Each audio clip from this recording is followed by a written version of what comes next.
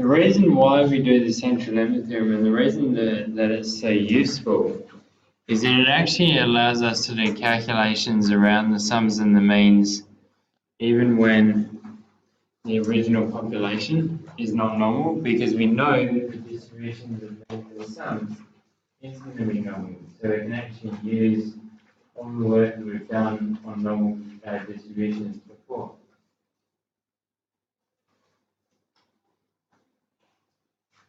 So that allows us to use normal probability calculations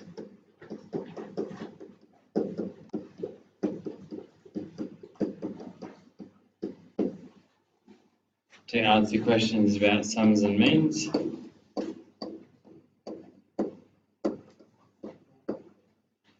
Even when the population is not normally distributed.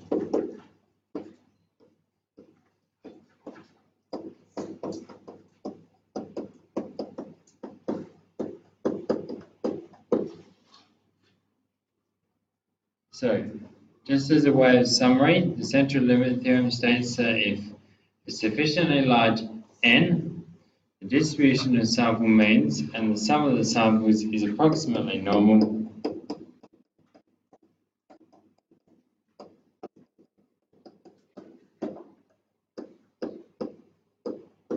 where Sn, so we can say it's normally distributed with a mean of n mu and root n sigma, and x bar n is normally distributed with a mean of mu and a standard deviation of sigma divided by root n, where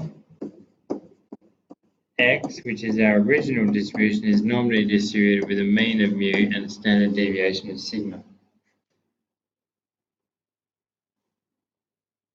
provided that your standard deviation is finite, which is valid enough.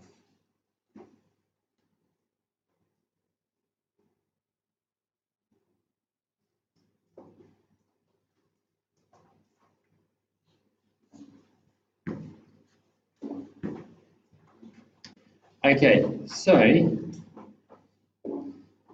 we look at this question, a bottling company uses a filling machine to fill plastic bottles with fruit juice. The bottles are supposed to contain 300 ml of juice. In fact, the contents vary according to a normal distribution, with mu equal to 302 and sigma equal to 3.5. What's the probability that an individual bottle contains less than 300 ml, so you don't get as much as you reckon you're paying for? Well, in that case, we're just thinking about one individual bottle.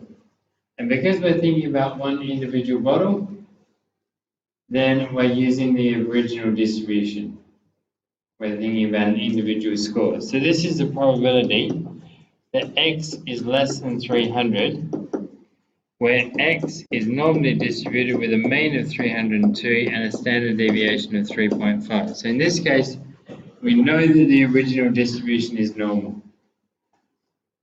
So for this, we can use our ordinary calculations on the calculator. So we go to our menu and we go to number 2.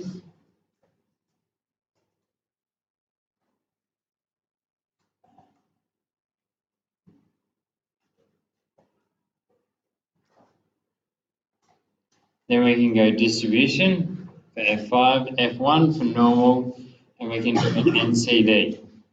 So this was less than 300 ml, so our lower is the lowest value the calculator can handle, minus 1 times 10 to the power of 99. Our upper in this case is 300. Our standard deviation was 3.5, and our mean was 302. So we enter those values, and it tells us the probability of getting less than 300 is 0.284.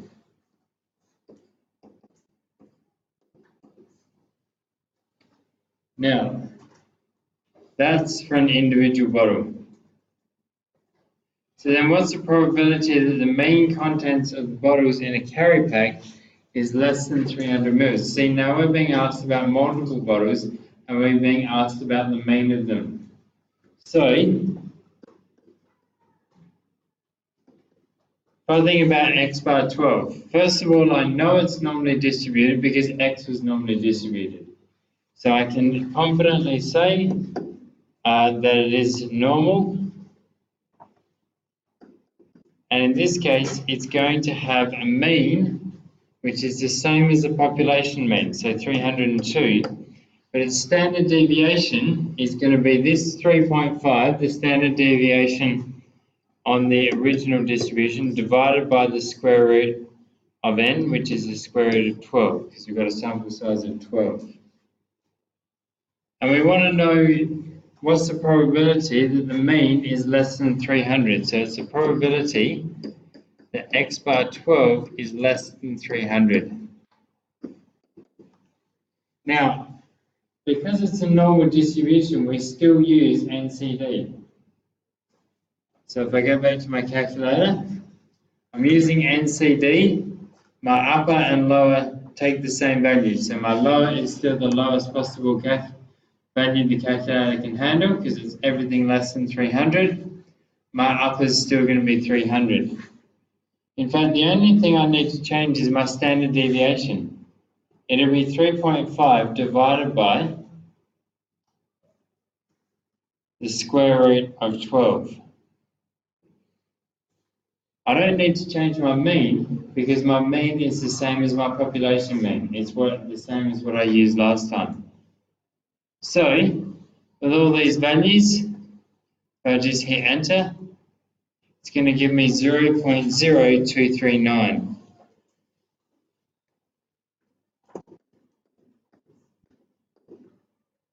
So the probability that the mean of 12 bottles is less than 300 is a lot less than the probability that just one will contain less than 300.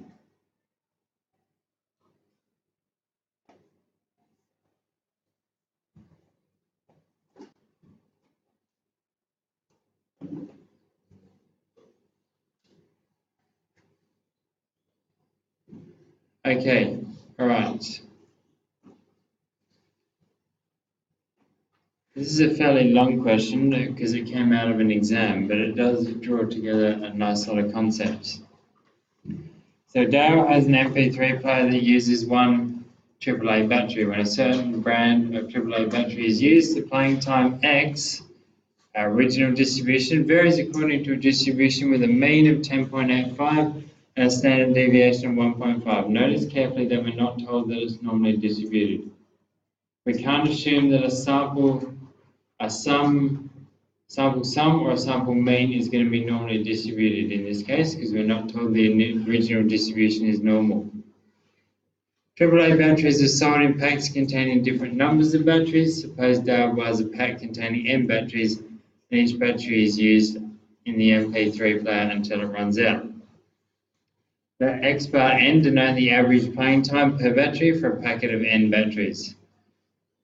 The two histograms below represent the distributions of X bar 4 and X bar 15. Which histogram, A or B, illustrates X bar 4? Explain your answer. Which one of those two is most likely to be X bar 4, the distribution of sample means, taking everything we know?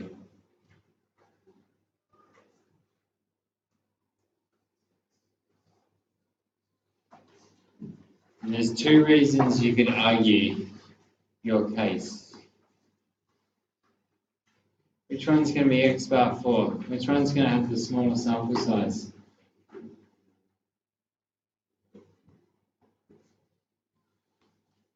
Yep, Marcus.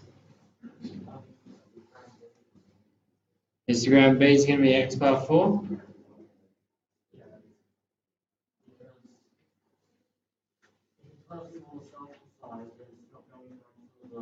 More wider reaching values that it would have in the larger sample size and those large values would be less, and therefore in the sample it's not likely to happen, which is tracking. But remember what our central limit theorem says. It says two key things as sample size increases. The two key things are that normality improves and that the standard deviation gets smaller. So this is more normal and is not as wide. Therefore, this one is the one with greater normality, is the one with the smaller standard deviation, so it must be the one with the larger sample size. So,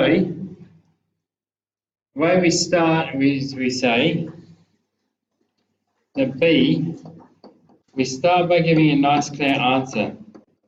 We can say that B illustrates x bar 4. And we can say that the central limit theorem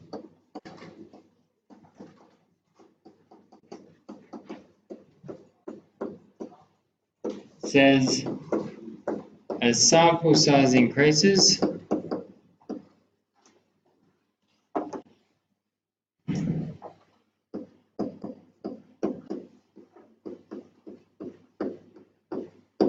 normality improves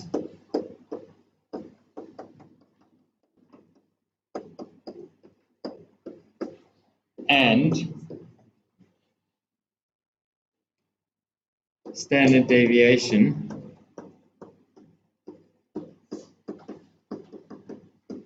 decreases.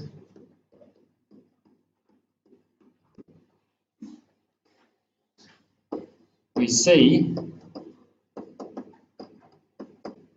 actually, what have I done wrong there? What have I said wrong? Sorry. Yep, it's A. B is the better one, is the one that's more normal and has a smaller standard deviation. So it's that one that has the larger sample size. So this one's got the smaller sample size. So we see that B is, or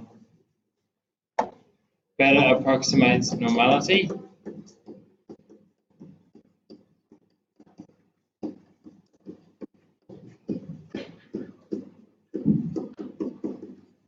And has a smaller standard deviation.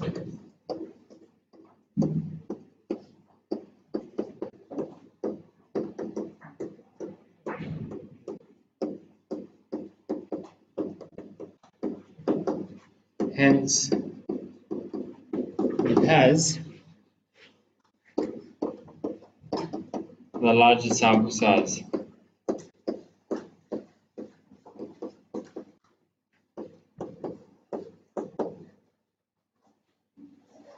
So A is x bar 4 and B is x bar 15. Now, according to the central limit theorem, the distribution will be approximately normal if n is sufficiently large. Is n equals 20 sufficiently large in this case, referring to part A is appropriate? Well, it's definitely less than 30, but remember we're getting that out of our heads. We don't use that at all. The fact that it's less than 30 has nothing to do with this. We go back, we look at A and we notice that x bar 15 is approximately normal, which means that anything greater than 15 is going to be approximately normal. So we can say yes, it is sufficiently large.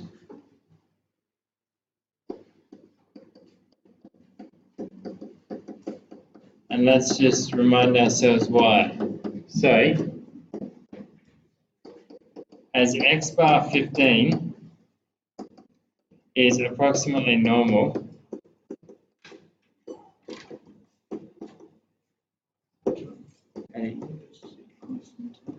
yep. So as x bar 15 is approximately normal and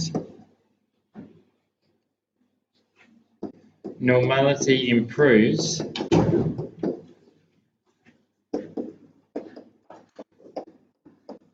as n increases,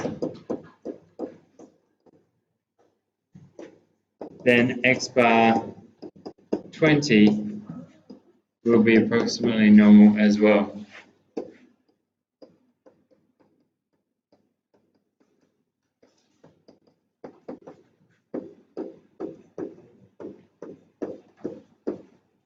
Notice that when we're giving answers to these questions, we're actually drawing in statements from the central limit theorem. So, normality improves as n increases. Back comes from the central limit theorem. And also, this one, the central limit theorem says that as the sample size increases, normality improves and standard deviation decreases. So, it's really important that you actually draw in statements from the central limit theorem when answering these questions to actually ensure that you're supporting your argument with valid statements. So it's going to be pretty key to kind of potentially even have your central limit theorem on your page of notes so you can actually write down key statements from it. Okay, all right, we'll leave that there and we'll pick it up next Tuesday.